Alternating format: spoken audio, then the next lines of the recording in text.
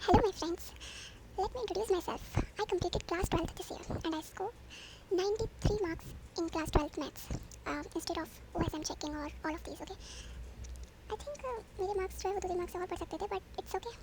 अब जितना उनमें बस लेकिन मैंने कुछ नहीं याद क्योंकि इसमें मैं बहुत ज़्यादा खुश हूँ लाइक आई रिमेंबर कि मेरे जो फ्रेंड्स थे वो आर डी शर्मा सॉल्व कर रहे थे आर एस सॉल्व कर रहे थे एंड बहुत सारे पीवाईक्यूज वगैरह लगा रहे थे but I didn't do anything मतलब ऐसे नहीं यार कुछ नहीं किया ऑब्वियसली मैंने बहुत सारी चीज़ें की थी लेकिन बहुत ही मिनिमम एफर्ट लगा मतलब मेरे को इतनी एक्सपेक्टेशन नहीं थी कि मेरे इतने ज़्यादा मार्क्स आएंगे बिकॉज मैं झूठ नहीं बोलूँगी बट मैं सच बोल रही हूँ कि जिसने आर एस सॉल्व किया था उसके 85 है एंड मेरे 93 है तो ऑब्वियसली कुछ तो डिफरेंट हुआ होगा तो जो मैंने किया मैं वो बता रही हूँ okay so I am giving you some tips to max your score with minimum effort I am not saying that आपने एफर्ट मिनिमम डालो नहीं आप अपना बेस्ट दो बेस्ट से बेस्ट एफर्ट डालो बट मैंने बहुत ही मिनिमम एफर्ट डाले थे because I am not focusing on my board marks मतलब मेरे को इतना नहीं था कि मेरे को 12 में इतने मार्क्स लाने ही लाने ऐसा कुछ नहीं था सो दैट्स वाई मेरे को इतना नहीं था कि मेरे को सब चीज़ करना है बट स्टिल मैंने जो किया मैं वो बता रही हूँ ओके तो मैंने सिर्फ एन फॉलो किया है सिर्फ और सिर्फ एन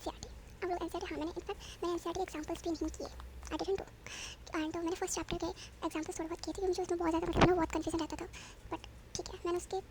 पीवाईक्यूज वगैरह भी किए थे एन मैंने की स्टार्टिंग में मतलब मैं बोलूँगी मैंने दिसंबर तक सिर्फ एन की है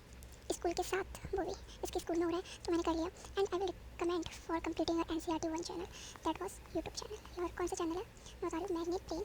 जहाँ पर शिवानी मैम के लेक्चर्स पड़े हुए हैं दैट वॉज ऑसम भाई बहुत मस्त लेक्चर है पहले उन्होंने इंट्रोडक्शन दिया चैप्टर का फिर समझाया है फिर एक्सरसाइज कराई है बहुत ही डिटेल में कराई है एंड मैंने वहीं से की थी सो ऑब्वियसली मैं आपको वहाँ का रेफरेंस दे सकती हूँ और फिर आपको एन सी आर टी बहुत अच्छे से करनी है अगर आप चाहें तो अपने नवंबर तक N C R T finish कर लें ठीक है बिल्कुल फिनिश कर लें but November can it is your last यहाँ तक आपकी एन फिनिश हो जानी चाहिए एट ऑल कॉस्ट ओके उसके बाद आपको क्या करना है आपको कोई भी रेफरेंस बुक लगानी है अगर आपके पास है तो आप लगा सकते हो but if you can't afford okay then I think don't need to score well in 12th board क्योंकि मैथ्स का पेपर लगभग मीडियम टू ईजी आता है ईजी टू मीडियम ओके ये फिजिक्स की तरह नहीं है तो I will not recommend but if you have then obviously solve it okay एन करो और यूट्यूब की हेल्प और स्कूल की हेल्प से ऐसा है कि मैंने एन कंप्लीट की मैंने मैग्नेट प्लेन शिवानी मैम की वीडियोस को रिकमेंड कर रही हूँ और उसके बाद दिसंबर के एंड में मेरा सिलेबस फिनिश हुआ था आई एम टेलिंग यू कि मैंने क्या किया तो मैंने कोई रेफरेंस बुक नहीं लगाई मैंने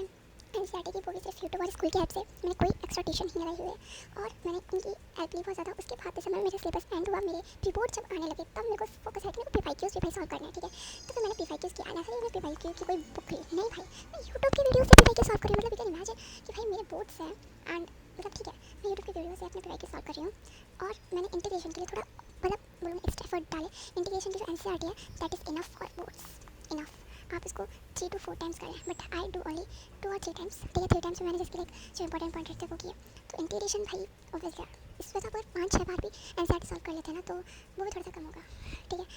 सो आप इसके लिए रेफरेंस क्वेश्चन भी लगा सकते हैं मैंने इसके लिए रेफरेंस क्वेश्चन आए थे बट फ्रॉम यूट्यूब ऐसे मैंने कोई बुक नहीं खरीदी एओडी के लिए भी आप थोड़े बहुत एक्स्ट्रा एफर्ट्स लगा लें ठीक है क्योंकि इसमें भी जो लास्ट वाले एक्सरसाइज है ना इसकी वो थोड़े से जहाँ पे लाइक लैंग्वेज वाले हैं उनको आप रिवाइज करते रहना क्योंकि मैं कभी कभी भूल जाती थी कि अच्छा ये इस टाइप से होंगे उनकी लैंग्वेज लिखना और वो सब चीज़ें तो वो उनको आप लिख के याद करें वो सॉरी याद नहीं लिख के रिमेंबर करिए आपको किस पॉइंट में लिखना है क्योंकि मुझे पता है कि शायद इसकी वो केस स्टडी वगैरह आती ही आती है और मेरे पेपर में तो केस स्टडी ईजी आई थी बट एक क्वेश्चन था जो थोड़ा सा डिफिकल्ट था तो वो मैंने नहीं किया था तो दैट्स व्हाई मेरे को जो प्रॉब्लम आई थी वो चैप्टर्स में बता रही हूँ मैंने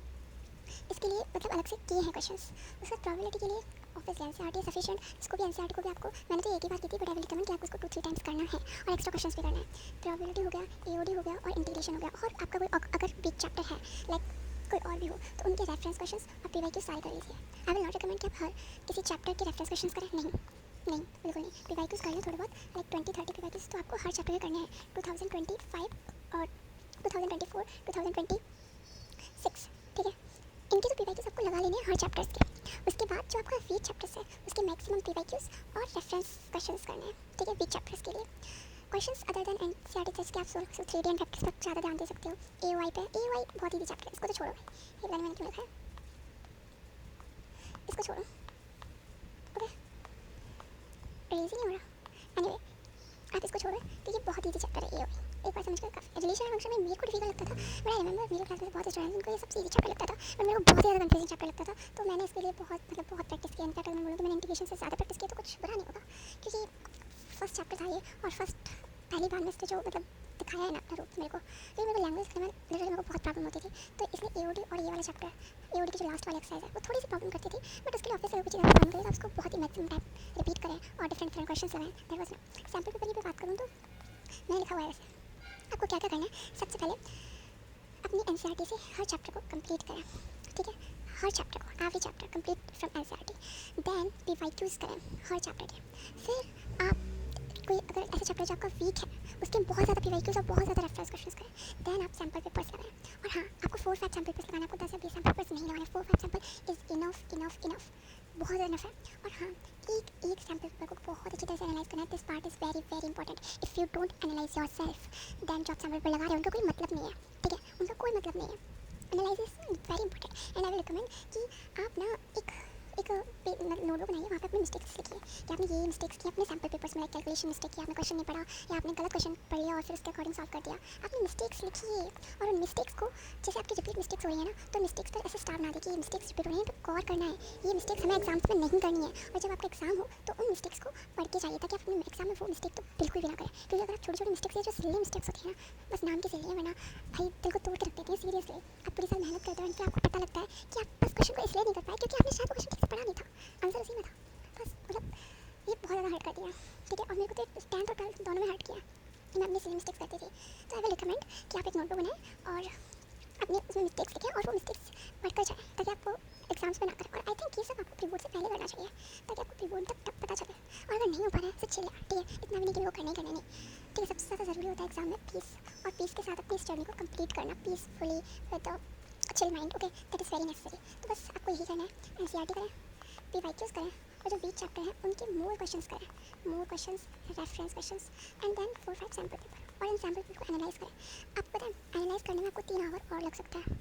ठीक है, मतलब 3 आवर में पेपर करो, 3 आवर में एनालाइज करो, ऐसे 2-3 आवर्स में हो जाएगा। तो कोई टेंशन की जरूरत नहीं कि मैंने एनालाइज नहीं, पहले शायद आपको लग सकता है 2 घंटे लगे एनालाइज करने में, फिर शायद आपको 1 घंटा लगे, और फिर शायद आपको 30 मिनट्स लगे, और फिर शायद आपको 20 मिनट्स लगे अपनी मिस्टेक्स को एनालाइज करने में। तो करना, टाइम देना एनालाइज में। हम टाइम नहीं देते एनालाइज में, हम सोचते हैं यार बस कर दिया, नहीं, अच्छे से करना। सैम्पल पेपर में हर एक चीज़, आप 4-5 सैम्पल पेपर सॉल्व करें तो उन्हें बहुत ही अच्छे से करना, ये चीज़ मत भूलना। मैंने जो आपको सबसे पहले बताई थी,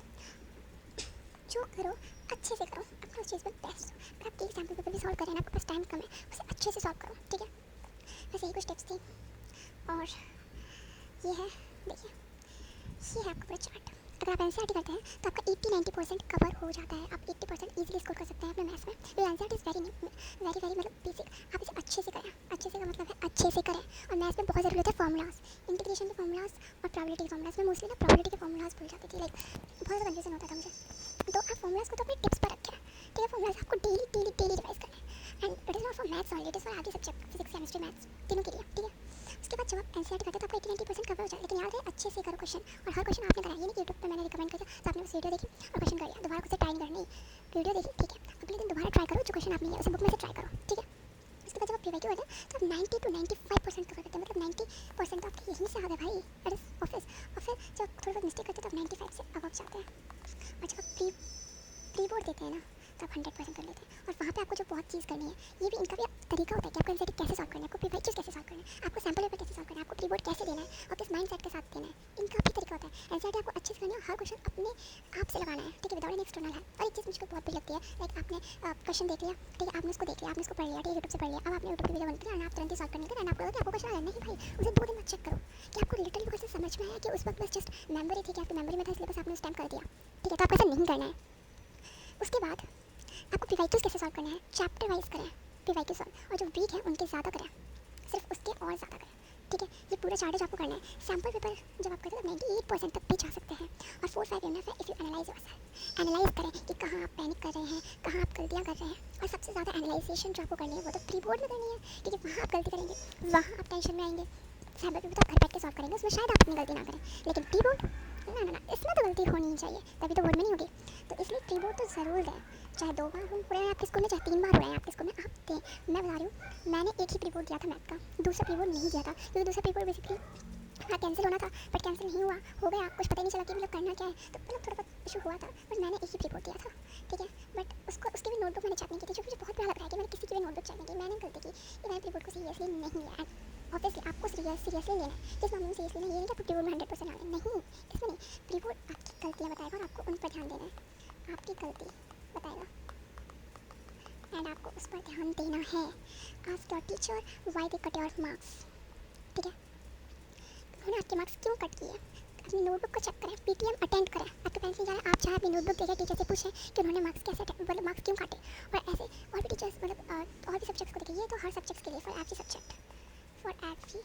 सब्जेक्ट राइट। और अपने टीचर से पूछना ना, बिल्कुल भी झिझकना मत कि लाइक मैं इतनी छोटी सी बात उनसे कैसे पूछूं। नहीं भाई, डोंट हेजिटेट, कुछ भी नहीं होता, ठीक है, लास्ट में सब भूल जाता है, कोई काम नहीं आता, कोई नहीं सोचता आपके बारे में कि अच्छा वो ऐसा था वो ऐसा था। I am telling you,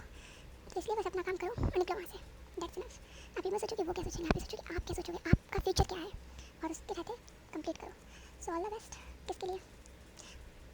all the best. अपनी प्रिपरेशन को बेस्ट बनाइए, प्रिपरेशन को बेस्ट बनाइए, पेपर तो बेस्ट हो ही जाएगा।